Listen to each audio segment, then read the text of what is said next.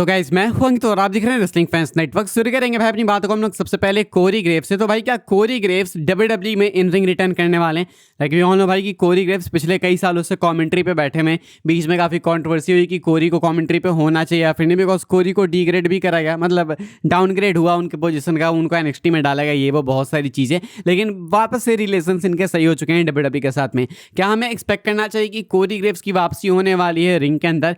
Possibly yes. जो wrestling Musk हैं जो कि बहुत ही ज़्यादा रिलायबल सोर्स बन गए, इन्होंने एक ट्वीट किया लिखते हुए 13 इज एन अनलकी नंबर। अब इसका मतलब कैसे हुआ भाई कि कोरी ग्रेव्स वापस आ रहे हैं? मुझे भी नहीं पता था, लेकिन कमेंट्स पढ़ के थोड़ी रिसर्च करके पता चला कि कोरी ग्रेव्स के फिनिशर का नाम लकी 13 था एंड इसको 13 स्टेप भी बोलते थे, लेकिन 13 लकी नंबर इनका था, यानी लकी 13 करके इनका फिनिशर था। एंड इस ट्वीट के अंदर कहा गया 13 इज एन अनलकी नंबर। क्या इसका मतलब है कि ये कोरी ग्रेव्स की बात की जा रही है? एंड अगर ये टीज है उनके रिटर्न का, तो फिर यहाँ पे अनलकी क्यों लिखा गया? क्या इसका मतलब ये है कि इनका रिटर्न नहीं होने वाला है? Like this is very confusing. एक तरफ मेरा दिमाग उधर जॉन सीना के पास भी जा रहा है, लाइक 13 दिसंबर को जॉन सीना की रिटायरमेंट होने वाली है एंड इस ट्वीट के अंदर कहा जा रहा है 13 एक अनलकी नंबर है। तो पता नहीं एग्जैक्टली यहाँ पे किसकी बात हो रही है, लेकिन फैंस का मानना है कि कोरी ग्रेव्स की बात हो रही है, शायद उनके इन रिंग रिटर्न की बात हो रही है। काफ़ी कन्फ्यूजन से ज़्यादा नहीं पता, लेकिन इतना पता है कि कुछ तो वियर्ड है 13 से रिलेटेड। या तो वो कोरी ग्रेव्स के फिनिशर की बात हो रही है, यानी तो जॉन सीना के रिटायरमेंट की बात हो रही है। मुझे ज़्यादा पता चलेगा इसको लेके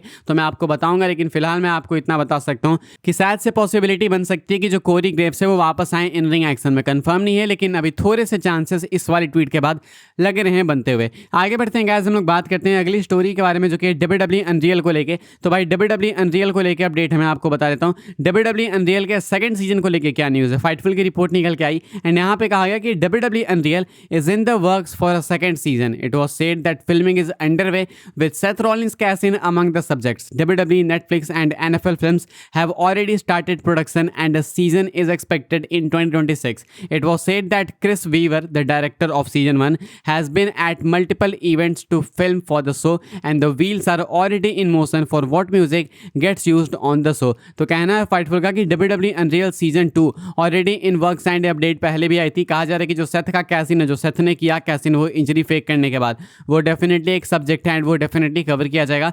WWE, Netflix and NFL films ये सब ना ऑलरेडी प्रोडक्शन स्टार्ट कर चुके हैं। अगला सीजन आपको 2026 में देखने को मिलेगा। जो क्रिस वीवर हैं जो सीजन 1 के डायरेक्टर थे, वो सीजन 2 को शूट करने के लिए, सेकंड सीजन को शूट करने के लिए WWE के मल्टीपल इवेंट्स में देखे गए हैं। अब वो कौन कौन से इवेंट्स थे नहीं पता, लेकिन मल्टीपल इवेंट्स में वो थे एंड कहा जा रहा है कि म्यूजिक को भी फाइनलाइज किया जा रहा है कि किस किस म्यूजिक को यूज़ किया जाएगा सीजन 2 में। तो वर्क जो है भाई बहुत ही जोर शोर से चल रहा है भाई WWE अनरियल सीजन 2 के लिए। एंड सीजन 1 पे अच्छा रिस्पॉन्स इनको मिला, हमने कवर भी किया था, एक पर्टिकुलर वीडियो भी बनाई थी मैंने एंड आपको काफ़ी मज़ा भी आया था, काफ़ी पसंद भी आया था। तो जब सीजन 2 आएगा तो उसकी भी बात हम लोग करेंगे अगेन, लेकिन फिलहाल सीजन 2 को लेके ये अपडेट्स है जो कि आपको अभी जाननी थी, तो मैंने आपके साथ शेयर कर दी है। आगे बढ़ते हैं गाइस, हम लोग बात करते हैं अगली स्टोरी के बारे में जो कि रोमन रेंस के कॉन्ट्रैक्ट को लेके। तो भाई रोमन के कॉन्ट्रैक्ट को लेके मैं आपको अपडेट बता देता हूँ। रोमन का जो WWE कॉन्ट्रैक्ट है भाई वो 2026 में खत्म होने वाला है एंड WWE वाले किस तरीके से रोमन को साइन करने की सोच रहे हैं वो मैं आपको बताता हूँ। बहुत ही लंबी अपडेट है, आप चाहो तो स्किप कर सकते हो, मैं क्योंकि हिंदी में बताऊंगा फिर से, लेकिन मैं एक बार पढ़ूंगा।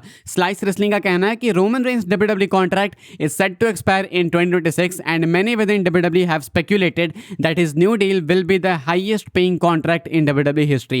Roman Reigns is expected to take on more movie roles in the future that will split his time between films and WWE. Endeavor, TKO and WWE are making it a priority to re-sign Roman and sign him fast and also allow him to have the flexibility in his contract to spend time with his family, be in movies and continue being a WWE superstar. Roman Reigns is currently slated to reunite with his bloodline family the Usos to continue his rivalry with Seth Rollins and The Vision. तो कहना है slice wrestling का कि Roman Reigns का जो WWE contract है वो 2026 में एक्सपायर होगा एंड इसके बाद WWE वाले क्या करने वाले हैं कि वो कोशिश में है कि रोमन रेंस को एक ऐसी डील दी जाए जो कि आज तक किसी को भी नहीं दी गई है। एक इतनी भयंकर डील, इतनी ज़्यादा महंगी डील जो कि आज तक किसी भी सुपरस्टार को नहीं मिली, यानी कि हाईएस्ट पेइंग डील रोमन को मिलने वाली है अगले साल। एंड इतना ही नहीं बल्कि कहा जा रहा है कि एंडेवर, TKO और WWE बहुत ही जल्दबाजी में रोमन को साइन करेंगे, यानी कि रोमन को फटाक से साइन करने की कोशिश करेंगे ताकि कोई ट्रबल ना हो। एंड साथ ही साथ में उनको पैसे तो बहुत मिलने वाले हैं, बट इसके साथ में रोमन रेंस को मिलने वाली है काफ़ी छुट्टियाँ। रोमन को मस्त छुट्टी मिलेगी। रोमन रेंस चाहे तो भाई अपना आराम से फैमिली के साथ टाइम स्पेंड कर सकते हैं, चाहे तो मूवीज़ वगैरह में पार्टिसिपेट कर सकते हैं, मस्त फिल्म कर सकते हैं, तो उसमें भी कोई दिक्कत नहीं है। यानी कि फुल रोमन रेंस को प्रिविलेज भी मिलने वाली है एंड कॉन्ट्रैक्ट भी ऐसा मिलने वाला है जो कि आज तक कभी किसी ने देखा नहीं। रोमन रेंस की ही ऐसे भाई, एंड रोमन इसके लिए काफ़ी वर्क करा है, तो अभी वो इस स्पॉट पे आ चुके हैं। तो 2026 में डील एक्सपायर होगी, उसके बाद फटाक से डब्ल्यूडब्ल्यू वाले डील में साइन करेंगे रोमन को, एंड एक बहुत ही भयंकर डील में साइन करने वाले हैं। आगे बढ़ते हैं गाइस, हम लोग बात करते हैं अपनी अगली स्टोरी के बारे में, जो कि Roman Reigns and Seth Rollins को लेके। तो भाई क्या Roman Reigns and Seth Rollins का मैच कंफर्म कर दिया गया है।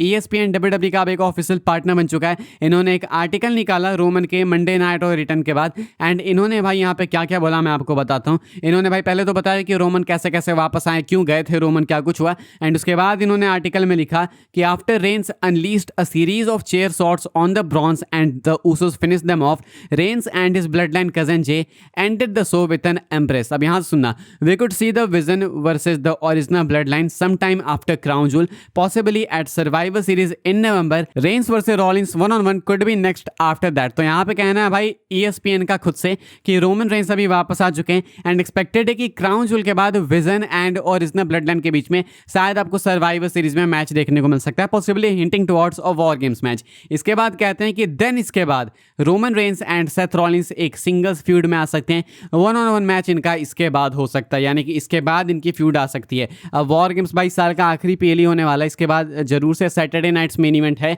लेकिन वहाँ पे I don't think Roman compete करने वाले हैं। तो इसके बाद सीधा चाहे तो रोमन सेथ की फ्यूड चलाई जा सकती है, क्योंकि इसके बाद रंबल सीजन चालू हो जाएगा। रंबल सीजन मतलब रेसलमेनिया सीजन। तो यहाँ पे अगर ESPN सही तरीके से प्रेडिक्ट कर रहा है, देन बहुत ही ज़्यादा हम लोग दूर नहीं है भाई रोमन एंड सेथ को लेके। काफ़ी लोगों को लगता है कि सेथ एंड सेमी जैन का मैच हो सकता है अगले साल मीडिया में, हो भी सकता है भाई, पॉसिबल भी है। लेकिन अब क्योंकि रेसलमेनिया 43 ऑलरेडी कंफर्म हो चुका है सऊदी अरेबिया के लिए, तो मुझे लगता है कि वर्ल्ड टाइटल मैच मिलेगा सेमी जैन को अगले साल के अगले साल, यानी कि सऊदी अरेबिया के ही रेसलमेनिया में।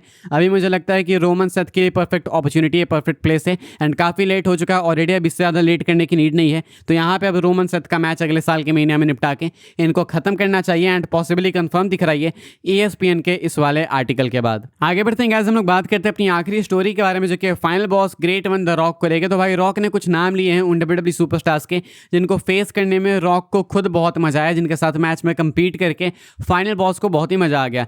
3 नाम भाई इन्होंने लिए हैं, एक तो कर्ट एंगल का, एक ब्रॉक लेसनर का, एंड एक बुकर टी का।